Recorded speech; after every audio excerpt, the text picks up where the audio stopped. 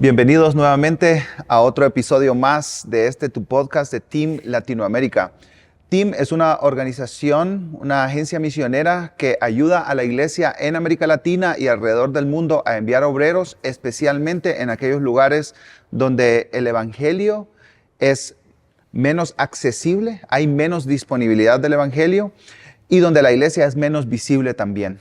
Así que bienvenidos a este nuevo episodio donde nos sentamos a la mesa y conversamos con amigos acerca de la misión de Dios.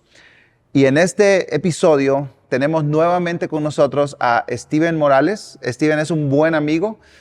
Él trabaja con Radical. Ya nos explicaste. Por cierto, muy bonito tu suéter, vos. Gracias, gracias, Steven. Genial. Por cierto, este es un producto de Radical, pero somos muy buenos amigos con Steven. Servimos juntos en Iglesia Reforma en la ciudad de Guatemala. Y ya en el episodio anterior, Steven nos estuvo hablando de la iglesia perseguida, una definición de la iglesia perseguida, pero también cuáles son los elementos que hacen de la persecución contra la iglesia un riesgo para sus vidas, ¿verdad? Y recuerdo, Steven, que nos hablabas acerca de que la persecución puede venir de diferentes fuentes, ¿verdad? De un grupo religioso, del gobierno o de una población en sí mismo, pero lo que hace es quitarte una vida normal. Tu trabajo te afecta, tus relaciones personales, tus relaciones familiares, tus estudios universitarios. Entonces, en general, la persecución alta contra los creyentes afecta de manera global la vida. Steven, de acuerdo a tu experiencia y pensando en la definición de la iglesia perseguida que nos diste el episodio pasado, pensando también en los elementos que hacen de alguien un objeto de la persecución, de acuerdo a todas esas cosas, en tu experiencia, ¿qué te dicen los hermanos que han sufrido persecución alrededor del mundo? ¿Cuál ha sido tu experiencia con ellos? Sí, pues por motivo de mi trabajo he tenido la oportunidad en Radical de visitar a hermanos y hermanas de la fe en lugares alrededor del mundo, en Asia, África, donde están experimentando una persecución intensa, a veces por gobiernos. Recuerdo hace 2 años estuve en Irán y durante nuestro tiempo ahí nos juntamos con varias familias y parejas que eran parte de esta iglesia escondida, y tal vez un mes después de que nos fuimos, recibimos noticias que a 2 de las parejas las habían encarcelado, sin explicación, sin decirles realmente por qué, ¿verdad? Y muchas veces en esas situaciones uno simplemente tiene que esperar a ver qué pasa. Ahora, en este caso, gracias a Dios, lograron sacar a estas familias de la cárcel, pero rápidamente después de eso tuvieron que huir del país, ir a vivir en otro país como refugiados. En muchas de estas conversaciones, realmente mi trabajo como para explicar un poco de lo que yo hago, parte del contenido que nosotros creamos en Radical es queremos recursos para que la iglesia pueda entender de mejor manera qué está pasando en estos lugares, por qué existe persecución, por qué están sufriendo cristianos aquí, por qué no hay o hay poco acceso al evangelio en alguno de estos países. Entonces nuestro trabajo es ir y realmente escuchar, y en base a lo que ellos nos están diciendo poder presentar esa historia, poder presentar ese mensaje a la iglesia en el resto del mundo, en lugares como América Latina, donde no hay tanta persecución, o tal vez no a ese nivel, ¿verdad? Con ese nivel de resistencia. Y algunas de las cosas que he visto, obviamente cada lugar es distinto, pero una de las cosas que sí he visto es que hay un gran deseo de la iglesia en estos lugares perseguidos de estar conectado con el resto de la iglesia global. Hay un deseo de querer conocer y que nosotros podamos conocerlos a ellos también. y poder orar los unos por los otros, trabajar juntos para que el Evangelio salga a todos los rincones del mundo. Porque sí hay un sentido en que muchos de estos lugares, la iglesia en América Latina sabe muy poco de lo que está pasando, ¿verdad? Yo me recuerdo cuando hace un par de años, es la razón por la que empecé a trabajar en Radical, estaba en una reunión donde David Platt estaba enseñando y él puso un mapa en la pantalla y ese mapa mostraba lugares, tenía como representados los lugares donde había persecución en rojo, ¿verdad? Y empecé a ver esos países y no había texto en el mapa, solo era la imagen. Y me di cuenta que, así me dije, mano, o sea, yo no sé nada. O sea, no sé nada tal vez te podría decir el nombre del país y el idioma, maybe va de que hablan ahí, pero que me digas cuál es la situación política, social, económica y todos estos otros factores geográficos también que contribuyen a qué tan difícil es ser cristiano en estos lugares. Mano, cero.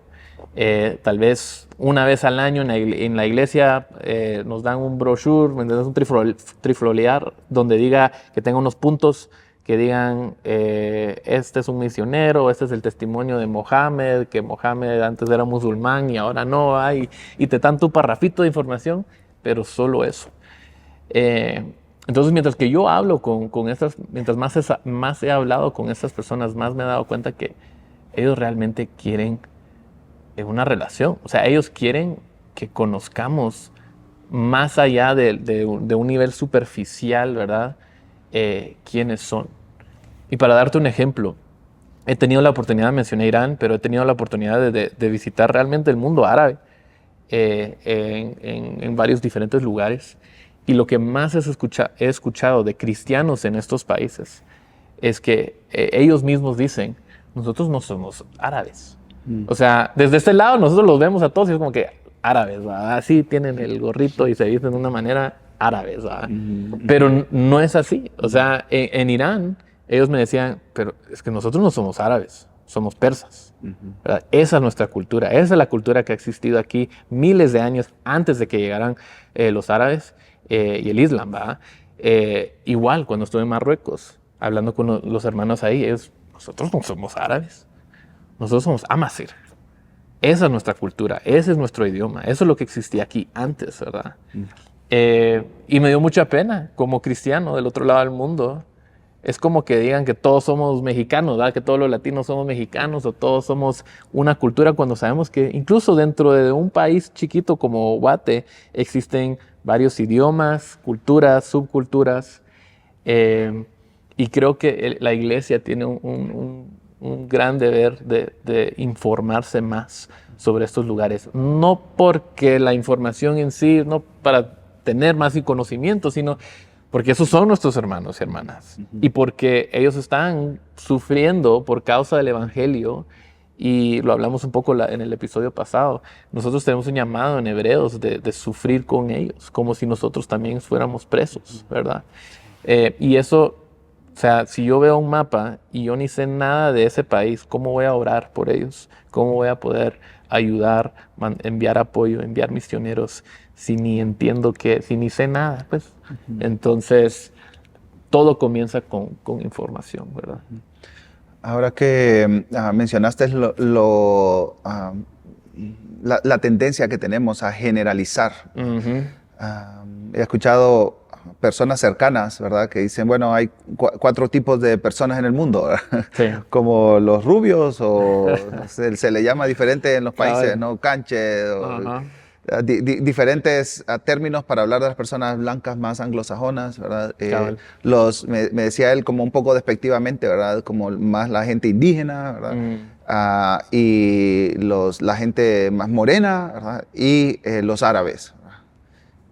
Entonces, qué forma de categorizar el mundo. Y muchas veces nosotros generalizamos las diferentes razas o los diferentes grupos de personas, o ponemos un país entero en una categoría y realmente vemos en las Escrituras que intencionalmente Dios ha hecho a la humanidad diversa.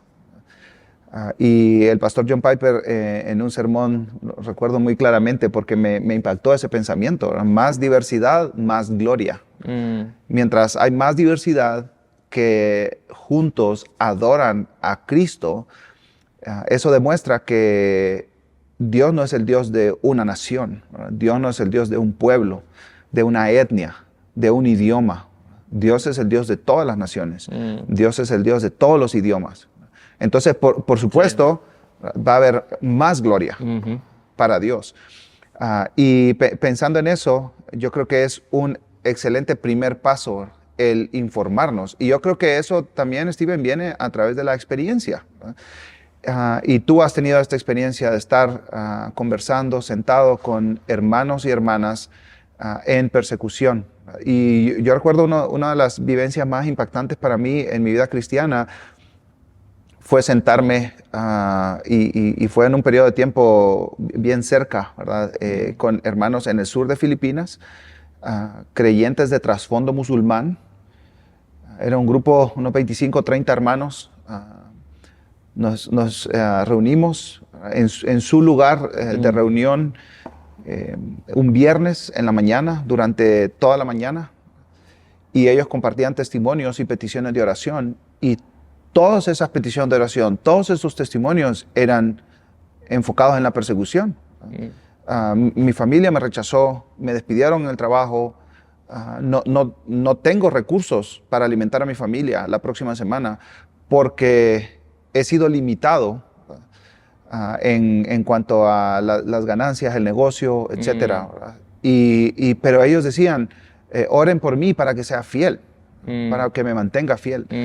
Y unas semanas después también tuve la oportunidad de estar en el sur de México, en Chiapas, y fue impresionante ver una familia en un centro comunal que les habían prestado, un grupo de familias, unas 25 familias, viviendo ahí juntos, huyendo de la persecución de su propio pueblo, de su propia aldea, ¿verdad? Porque ellos no querían participar en las celebraciones paganas. Y les dijeron, ¿verdad? Ustedes van a enfrentar las consecuencias a eso, y huyeron. En tu propia experiencia con creyentes, ¿qué es lo que te han pedido como petición? Ora por nosotros por esto, ¿verdad? ¿Tú crees que sería sabio pedir para que se erradique la persecución de la iglesia en nuestro mundo? Pues en un sentido, yo diría que sí. En el sentido de que la única manera en que la persecución sea totalmente erradicada es si el pecado es erradicado, ¿verdad? Y como cristianos nosotros esperamos el día en que Jesús regrese y haga su justicia y que haga nuevas todas las cosas y que ponga fin de una vez por todas al pecado. O sea, todos deberíamos orar y esperar con ansias ese día. Y yo creo que esa es la respuesta final a la persecución. Eso es lo que nos da esperanza, incluso ahora, y que lo que le da esperanza a la iglesia perseguida a perseverar. Es porque saben que algún día Jesús vendrá y hará justo todas las cosas. Y como iglesia, creo que necesitamos tener claro que nuestra misión,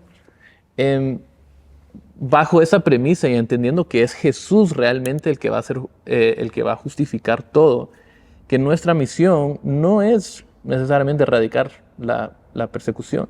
O sea, yo estoy agradecido por gobiernos e ideologías que han permitido cosas como la libertad de la expresión y religión. Entiendo que esos son principios con fundamentos cristianos que como ciudadanos en este mundo debemos defender. Pero como iglesia no podemos pensar que vamos a erradicar la persecución en este mundo a través de legislaciones o que esa es la tarea principal de la iglesia. La tarea principal de la iglesia es predicar el evangelio. La misión de la iglesia en una sociedad no es tratar de acumular suficiente poder para formar la sociedad o el país como querramos para que nos favorezca. Realmente es descansar en la promesa que Jesús nos ha dado, que sí vamos a sufrir, pero que Él estará con nosotros hasta el fin. Jesús nos promete que cuando vayamos al mundo vamos a ser odiados. Y nos dice después, o sea, no dice después, entonces peleen por poder o hagan todo para evitarlo, ¿verdad? Él nos llama a ser fieles en medio de esa persecución, en medio de ese dolor y a predicar el evangelio. Y ahora, eso es mucho más fácil decirlo desde este lado del mundo, donde no lo estamos experimentando día a día. Pero creo que, o sea, yo he tenido una experiencia muy similar en esas conversaciones, en las conversaciones que el Señor me ha permitido tener con nuestros hermanos perseguidos, de que sus oraciones no son tanto por que cambien, que las circunstancias cambien, sino que Dios siga mostrando su suficiencia en sus vidas. Y no es que...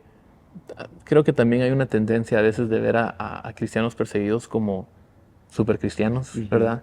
Y eso no es el caso. O sea, hablando con ellos, tienen los mismos clavos, tienen los mismos conflictos personales, relacionales, o sea, son pecadores como nosotros. Pero creo que sí podemos ver, incluso en las Escrituras, que hay un patrón que el sufrimiento y incluso a través de la persecución que nos lleva hacia la santificación y a una dependencia menor de este mundo y de las cosas de este mundo y más de Jesús. Y históricamente podemos ver cómo movimientos de misión han explotado en lugares donde existe persecución. De esos lugares donde estamos hablando, sí, muchos lugares son muy difíciles para la iglesia, pero también son lugares donde la iglesia está experimentando avivamiento y un crecimiento impresionante, no debido a estrategias o planes humanos, sino en medio de la persecución el Señor hace su obra para crecer el evangelio.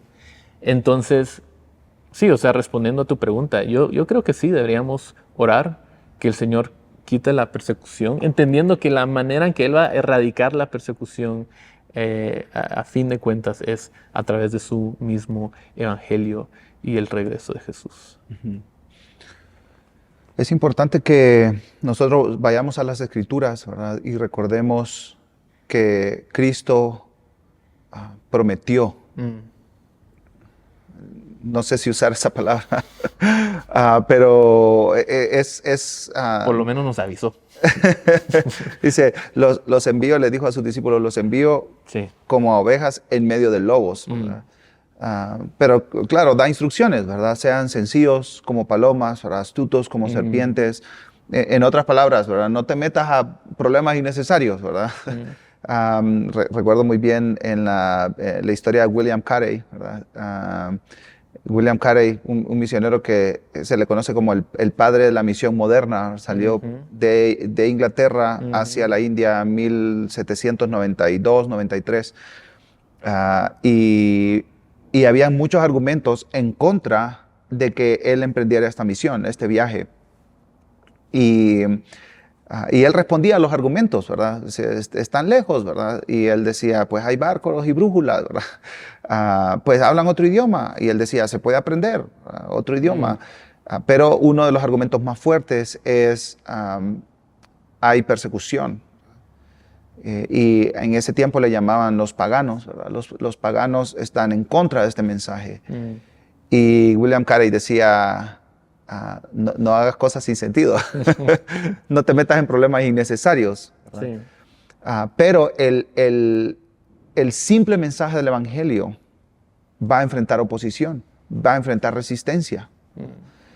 Y yo creo que es importante que regresemos a eso, pero al mismo tiempo que podamos aprender de nuestros hermanos que están siendo perseguidos. En tu caso, de tu experiencia, Steven, ¿cuál ha sido la lección o las lecciones más valiosas que te han quedado de manera personal, en tu reflexión personal, en tu caminar con Cristo, de hermanos y hermanas que están enfrentando persecución alrededor del mundo?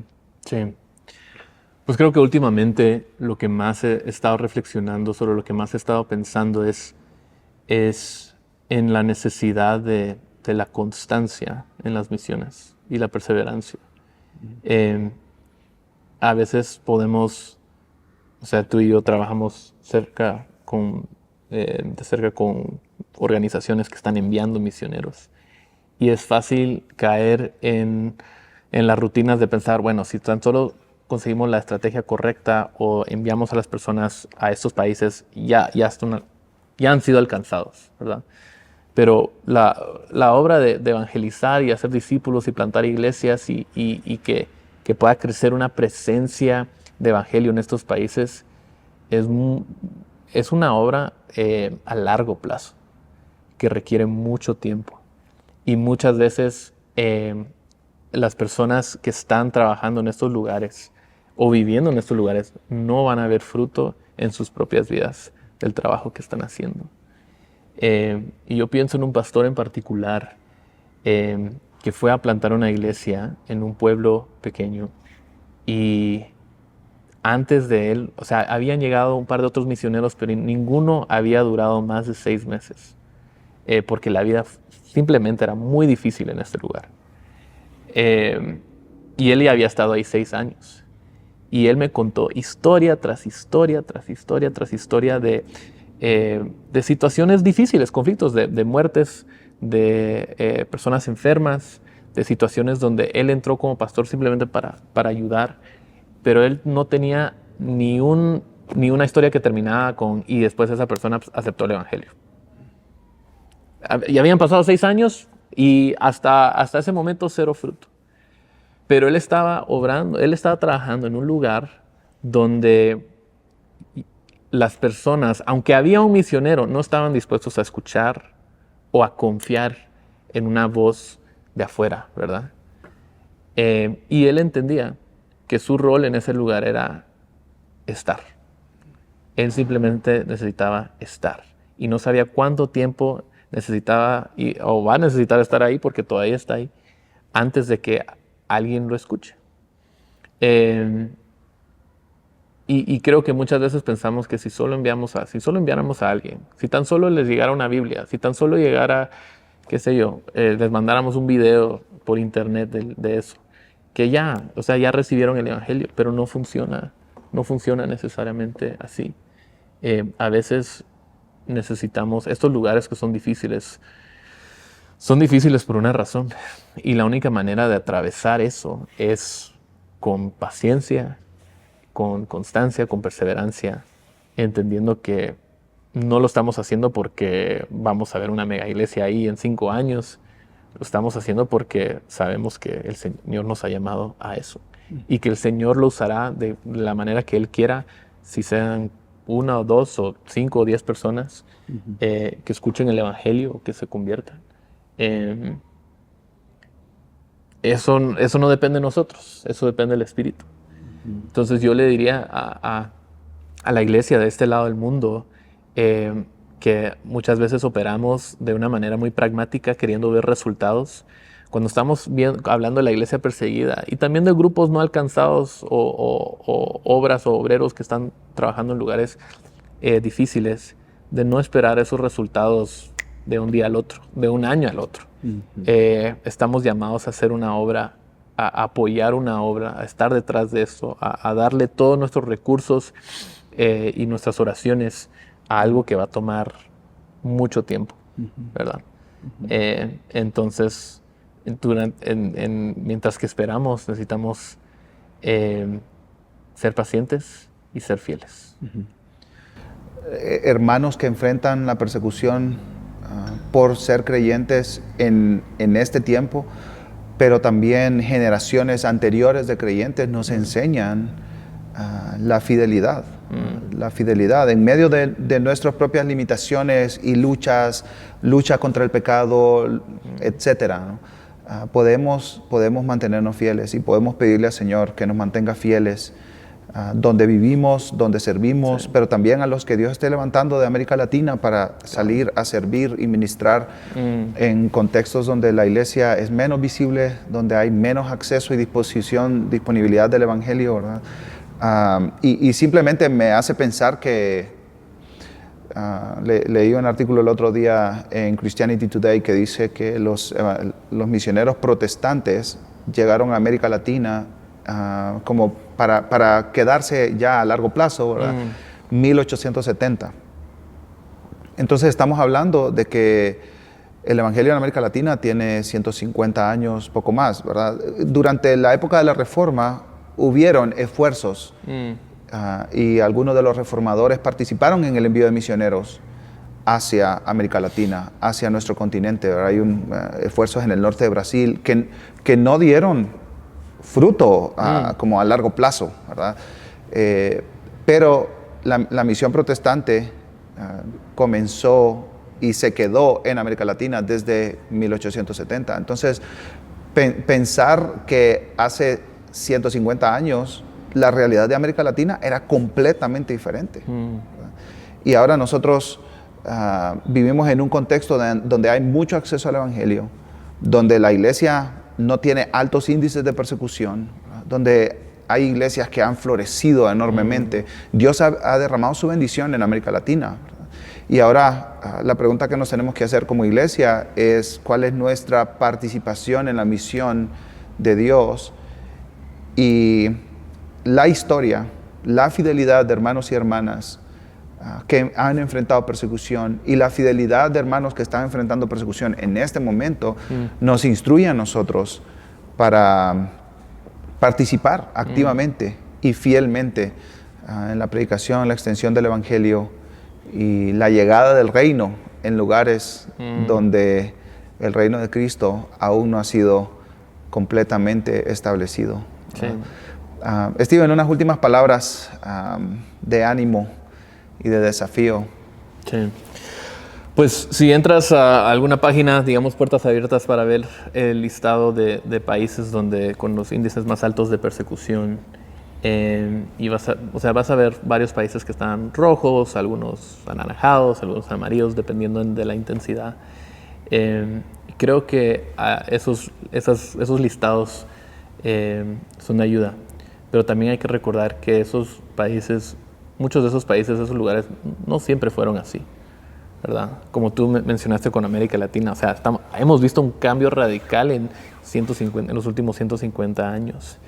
Y para mí eso me da esperanza para ver cómo podría ser un Afganistán en 200 años, o un Yemen, o la India, o China, o donde sea, ¿verdad? Nosotros vivimos vidas muy cortas y es fácil pensar que las cosas, porque solo tenemos una perspectiva tan limitada de pensar que así siempre han sido las cosas y así siempre serán. Pero el Señor puede hacer lo que Él quiera con cualquiera de estos lugares. Y sabemos que Él hará su voluntad, que su nombre llegará a todas las naciones y veremos esa diversidad, como tú mencionaste, y que esa diversidad le dará toda la gloria, aún más gloria al Señor. Entonces, sí, para aquellos que estén viendo, lo que debemos recordar es que esto no es aunque es una tarea compleja y difícil, no es imposible, porque Dios ya nos ha prometido que Él lo hará. Entonces, ¿qué más necesitamos? Gracias, Steven, por ese recordatorio.